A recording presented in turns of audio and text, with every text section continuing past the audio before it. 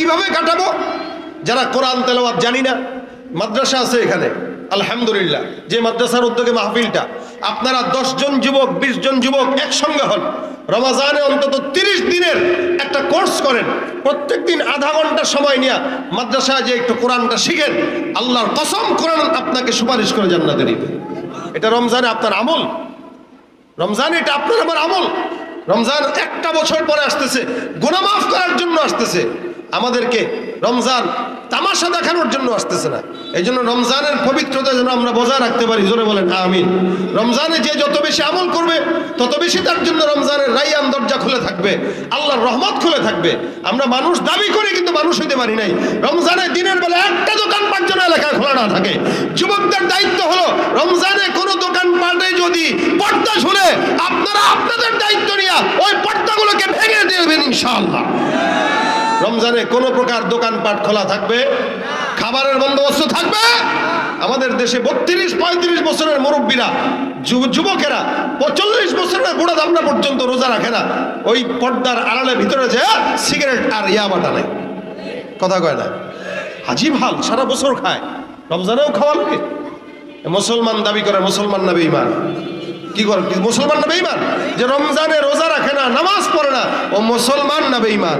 তুমি রমজান এলে রাখো না রোজা, দিনকে করো আঘাত, পয়সা কড়ির নেই তো অভাব, দাও না তো যাকাত। কথা বলেন ঠিক কিনা? তুমি রমজান এলে রাখো না রোজা, দিনকে করো আঘাত, পয়সা কড়ির নেই তো অভাব, দাও না তো যাকাত। তুমি ইমানদারির বড়াই করো, নেই তোমার ইমান, তুমি ইমানদারির বড়াই করো, নেই তোমার ইমান। তুমি কেমন মুসলমান, তুমি কেমন মুসলমান? নামাজের সাথে নাই পরিচয়, মানো না কোরআন, নামাজের সাথে নাই পরিচয়, মানো না কোরআন। তুমি কেমন মুসলমান, তুমি কেমন মুসলমান? তুমি নবীর উম্মত দাবি করো, সুন্নাহ মানো না, নবীর অপমানে তোমার হৃদয় কাঁদে না, ঠিক কিনা? নবীর উম্মত দাবি করো, সুন্নাহ মানো না, নবীর অপমানে তোমার হৃদয় কাঁদে না। তুমি বিজাতীয় সংস্কৃতিতে সপেছ পরাণ, তুমি বিজাতীয় সংস্কৃতিতে সপেছ পরাণ। তুমি কেমন মুসলমান, তুমি কেমন মুসলমান? নামাজের সাথে নাই পরিচয়, মানো না কোরআন। তুমি কেমন মুসলমান, তুমি কেমন মুসলমান? তুমি সুদের টাকায় প্রাসাদ গড়ো, ঘুষ ছাড়ো না, দিন দুঃখী না খেয়ে মরে খবর রাখো না। তুমি ঘুষ খেয়ে অবিচার করো, সাজিয়া প্রধান, তুমি ঘুষ খেয়ে অবিচার করো, সাজিয়া প্রধান। তুমি কেমন মুসলমান, তুমি কেমন মুসলমান? নামাজের সাথে নাই পরিচয়, মানো না কোরআন, নামাজের সাথে নাই পরিচয়, মানো না কোরআন। তুমি কেমন মুসলমান, তুমি কেমন মুসলমান? ঠিক কিনা? লা ইয়াসখার কওমুম মিন কওম আসা আন ইয়াকুনু খায়রাম মিনহুম। আল্লাহ বলেন কোন কওমকে ছোট মনে করো না। হতে পারে যে যাকে ছোট মনে করছে আল্লাহর কাছে তার দাম বেশি। কোন নারীকে যেন ছোট মনে না করে, কারণ যে ছোট মনে করেছে আল্লাহর কাছে ওই মহিলার দাম বেশি হইতে পারে। এই জন্য মানুষ অহংকার বশত একজন আরেকজনকে গালি দেয়, একজন আরেকজনের গীবত করে, একজন আরেকজনকে ছোট মনে করে। হাসান বসরি রহমতুল্লাহ আলাইহি একটা কথা বলেন, কি আমরা যে অহংকার করি, গীবত করি, শিকায়াত করি, অথচ আমরা আমাদের পরিচয়টুকু জানি না। যদি জানতাম আমরা অহংকার বশত কেউ কাউকে গালি দিতে পারতাম না। হাসান বসরি রহমতুল্লাহ আলাইহি বলেন, তোমার পরিচয় কি তুমি জানো? আউয়ালুকা নুতফাতুন নাযিরা ওয়া আখিরুকা জিফাতুন কাযিরা ওয়া বাইনা যালিকা তাহমিলুল আযরা।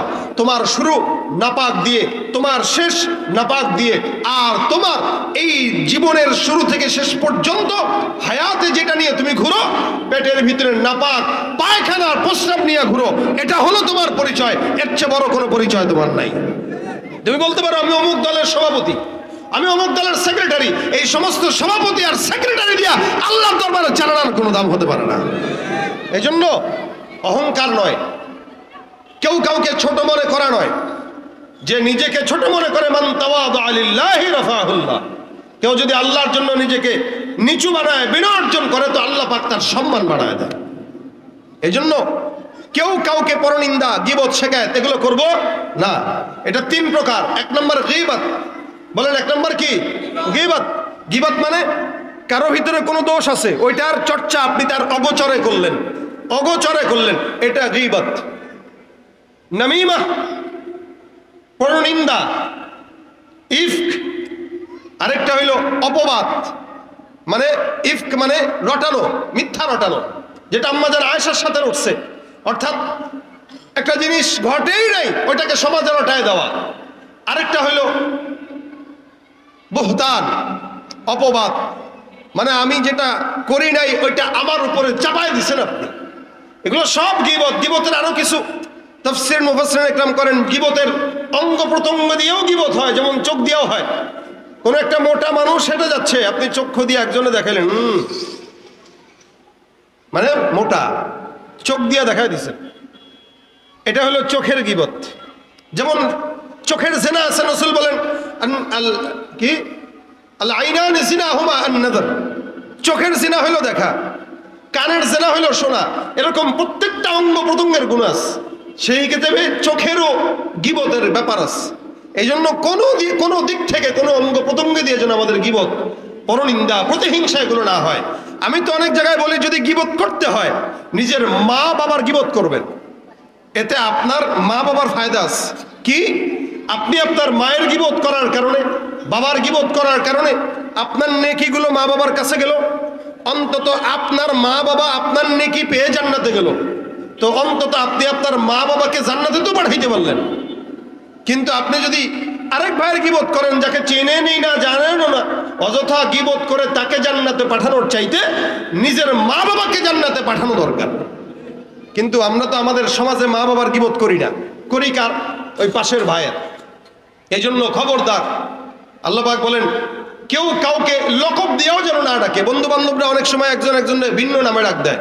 নাম আব্দুর রহমান, নাম ডাকে হইলো বল্টু বইলা, ভিন্ন নামে ডাক দেয়। ছাত্ররা বেশি করে এগুলা, নাম বিকৃত করে। ওয়ালা তানাবাজু আনফুসাকুম ওয়ালা তালমিজু আনফুসাকুম ওয়ালা তানাবাজু বিল আলকাব। কোন লকব দিয়ে কেউ যেন কাউকে না ডাকে, নাম একটা, ডাকে আরেকটা, এগুলো সব নিষেধ। আল্লাহ পাক এই টাইপের মানুষ, এই যা আলোচনা হইলো, এই টাইপের মানুষদের জন্য আল্লাহ বলছেন ওয়াইলুল লিকুল্লি হুমাযাতিল লুমাযা, এগুলো সবগুলোর ধ্বংস। এই কারণে আজকে থেকে, এবং রমজানে আমরা যে রোজা রাখবো, রমজান সামনে, রোজা রাখা অবস্থায় আমাদের 10-15 জনের সঙ্গে হয়তো একসাথে আড্ডা হয়। আমাদের আকাবির আসলাফরা রমজানে ঘরে নামাজ, কি বলে, ঘরে থাকতেন, খালি নামাজের সময় বের হইতেন, আর সারা দিন ঘরে থাকতেন। কেন? বলে বাইরে গেলেই ফিতনা। আপনারা কি মনে করেন বাইরে বের হইলে নারীরা আমাদের চোখের সামনে পড়ে না? রমজানে রোজা রাখলেন, না খেয়ে থাকলেন, সারাদিন গুরগুর গুরগুর করলেন, চতুর্দিকে নারী দেখলেন। আমাদের দেশে তো 10 রমজান পর্যন্ত মানুষ আমল করে, 10 রমজানের পরে মার্কেটের আমল করে। কি বলা হয় আপনাদের? 10 দিন পর্যন্ত ঠিক থাকে, 10 দিনের পরে এবার সব আমল মার্কেটে চলে যায়, আর সব নারী মার্কেটে যায়, ঘরে আর কেউ থাকে না। সুতরাং রমজানে আপনার জবানকে হেফাজত করা, এটা আপনার দায়িত্ব, আমার দায়িত্ব।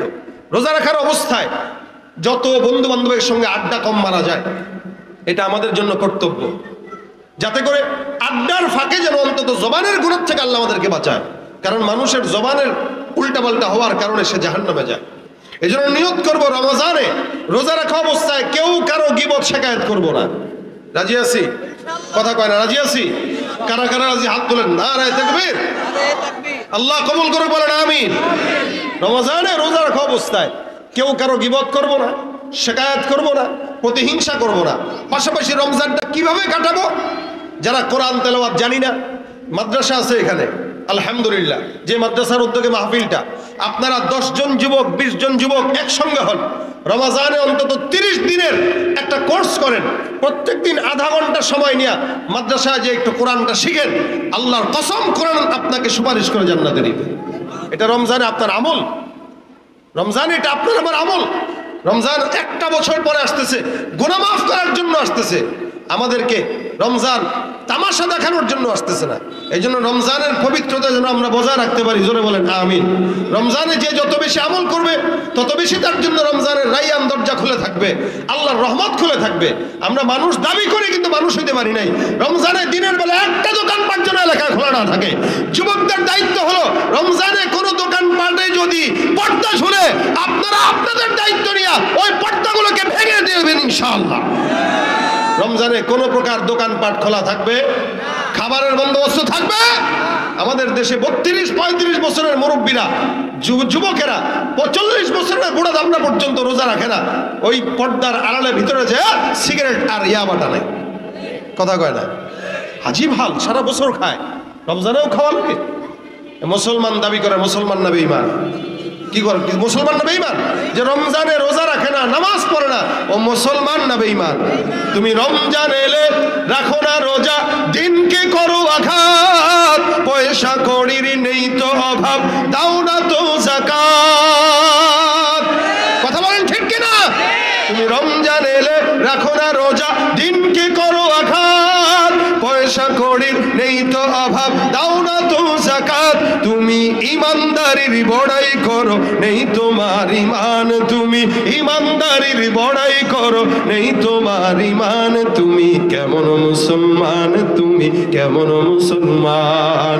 নামাজের সাথে নাই পরিচয়, মানো না কোরআন, নামাজের সাথে নাই পরিচয়, মানো না কোরআন। তুমি কেমন মুসলমান, তুমি কেমন মুসলমান?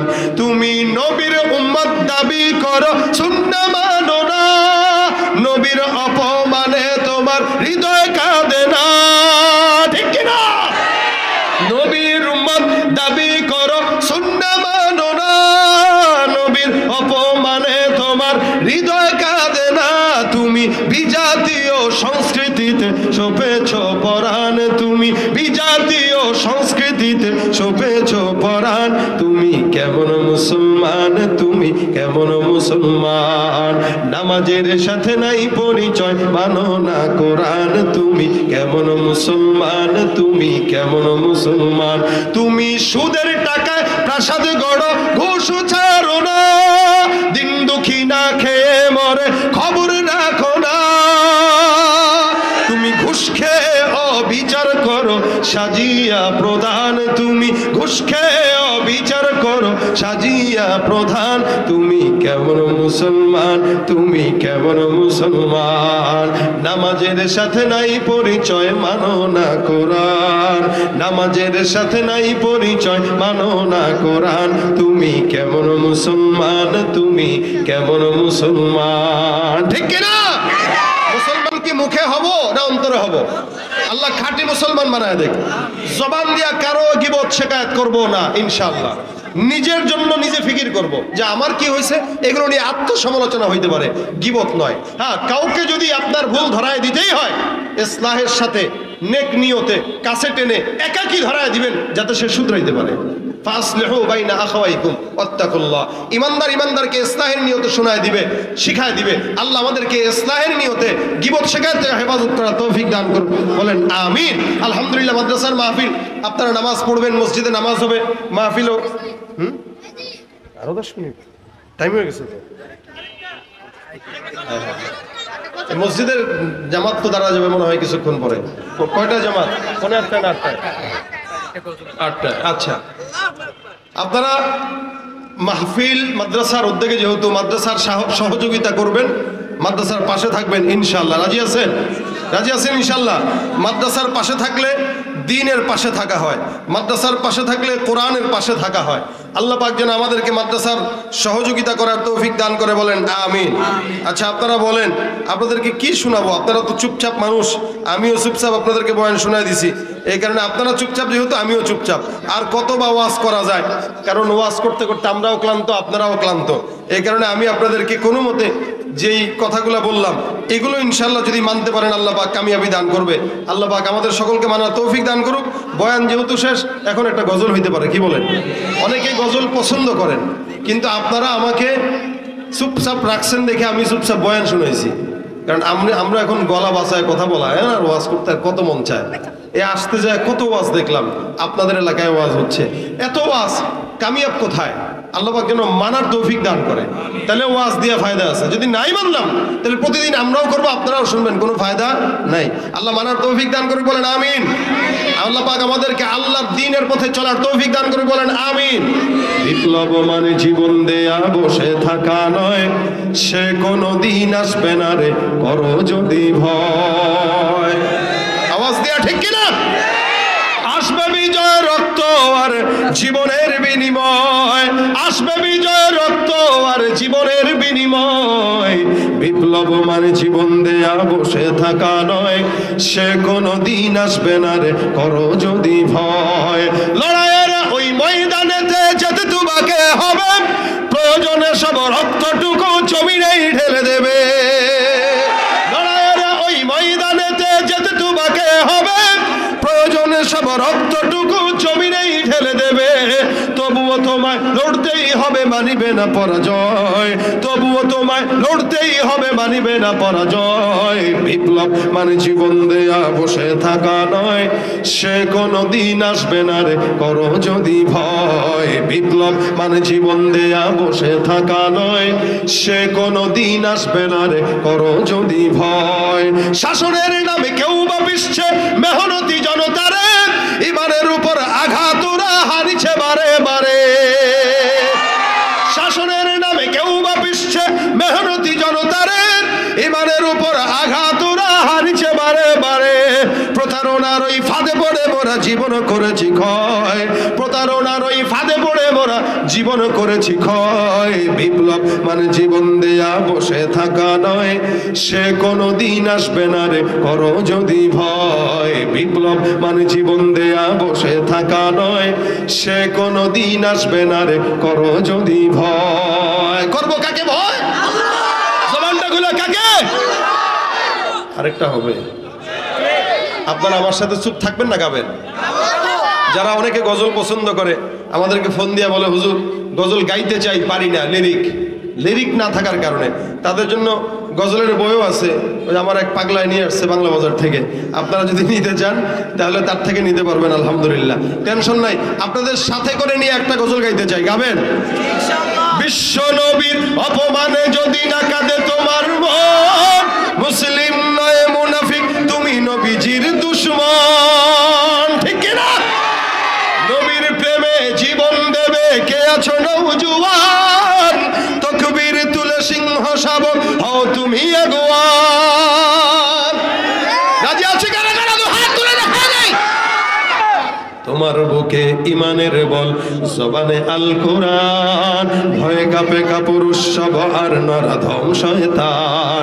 জীবনের চেয়ে বুকে আছে বেশি নবীজির সম্মান, কেমনে তুমি থাকবে বসে হলে তার অপমান।